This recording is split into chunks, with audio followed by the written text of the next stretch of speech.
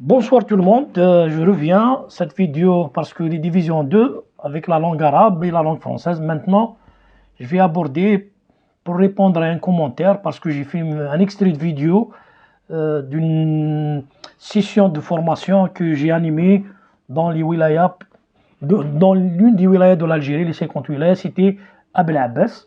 Le commentaire, le formateur m'a posé une question, pourquoi tu abordes la partie de la Constitution, quelle est la relation entre la Constitution et la session de formation à la Commission paritaire d'hygiène et sécurité.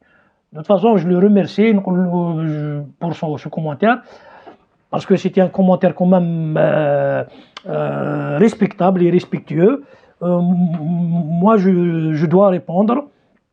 Tout d'abord, il faut savoir une chose, que l'Algérie, juste après l'indépendance, elle avait adhéré à l'Organisation internationale du travail, l'OIT, dont le siège est à Genève en Suisse. Et cette Organisation internationale du travail, fondée en 1919, juste après la fin de la Première Guerre mondiale. Et cette Organisation internationale du travail est une agence à l'époque de la Société des Nations, actuellement les Nations Unies. D'ailleurs, c'est la seule agence des Nations Unies qui a tripartite. Donc, elle est constituée de 3 parties. La première partie, représentée par les représentants du gouvernement, on a géré, c'est le ministère du Travail, de l'Emploi et de la Sécurité sociale. La deuxième partie, c'est les représentants des travailleurs en Algérie, c'est l'UGTA, l'Union Générale des Travailleurs Algériens. Le principe, c'est les syndicats les plus représentatifs dans le pays. C'est vrai, en Algérie, il y a un débat syndical et politique entre les syndicats autonomes et l'UGTA par rapport à la représentativité au sein de cette organisation. Ça, c'est un autre débat, c'est une autre paire de manches.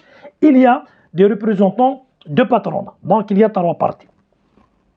Et cette organisation élabore des conventions internationales relatives à la santé et à la sécurité au travail. Cette organisation internationale du travail, l'OIT, dispose de 191 conventions. Il y a 3 types de conventions. Nous avons le premier type, c'est les conventions fondamentales. Il y a 10 conventions fondamentales. Le deuxième type de convention, c'est les conventions de bonne gouvernance. Il y a 4, donc 14. Il y a le troisième type de convention, c'est les conventions techniques, 177, ce qui porte le nombre de conventions à 191 conventions. Il y a 208 conventions, 208 recommandations. Ce n'est pas convention.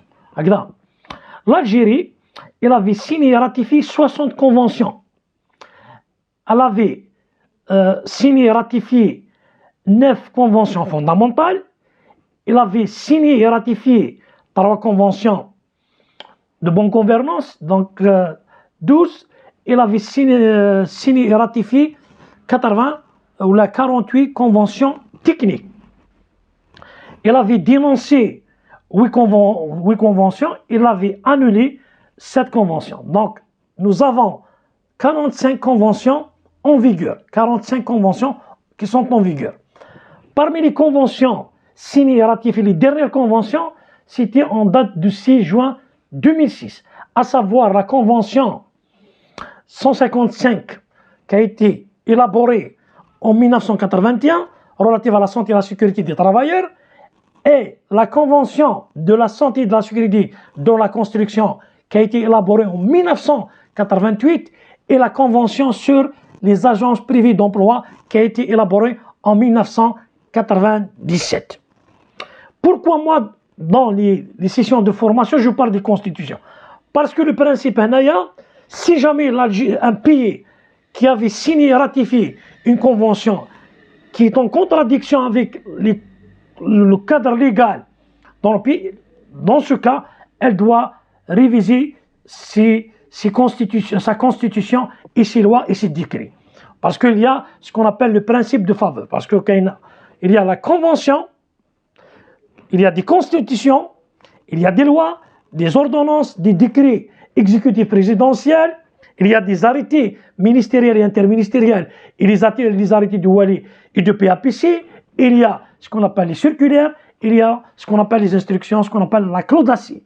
Donc c'est pour cela, moi, dans mes sessions de formation, j'aborde le côté légal et réglementaire et je parle beaucoup plus années sur la Constitution, plutôt sur la Constitution et les conventions, surtout pendant les sessions de formation à la commission paritaire des jeunes et de sécurité, parce qu'on doit utiliser les membres des commissions d'unité ou d'entreprise, c'est-à-dire ce qu'on appelle de cadre légal et réglementaire. Voilà, parce que tant que des formateurs, des consultants HSE, des experts, des spécialistes, des professionnels de la santé et de la sécurité au travail, il faut avoir cette culture générale et cette philosophie de la santé et de la sécurité au travail. Voilà, cette vidéo toujours s'inscrit dans le cadre de la promotion de la santé et de la sécurité au travail en Algérie et en Afrique du Nord, à savoir l'Algérie, le Maroc, la Tunisie, la Mauritanie et la Libye et l'Égypte. Et j'espère que il faut partager ce genre de vidéo pour que, c'est-à-dire le message et l'information puissent arriver, c'est-à-dire les gens qui sont intéressés par ces vidéos. Et je tiens à vous remercier pour votre attention. Merci beaucoup.